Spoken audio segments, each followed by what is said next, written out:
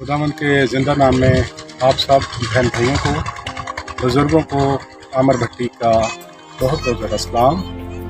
मेरा तलक जेलम कैंट से आपको एक और ज़रूरी मैसेज आप तक फॉरवर्ड कर रहा हूँ अकॉर्डिंग टू पास्टर जुनैद जोएद साहब।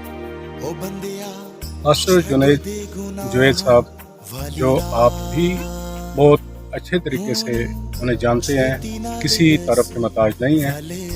उनका एक गीत बहुत जल्द लॉन्च हो रहा है, ठीक है। वो उसके प्रोड्यूसर, राइटर और प्रसार, और उम्मीद करता हूँ hope so we will blessed all in the name of Jesus.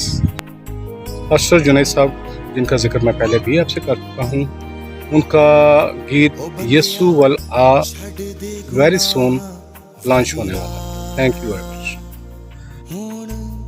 छेती नाल यीशु वल आ।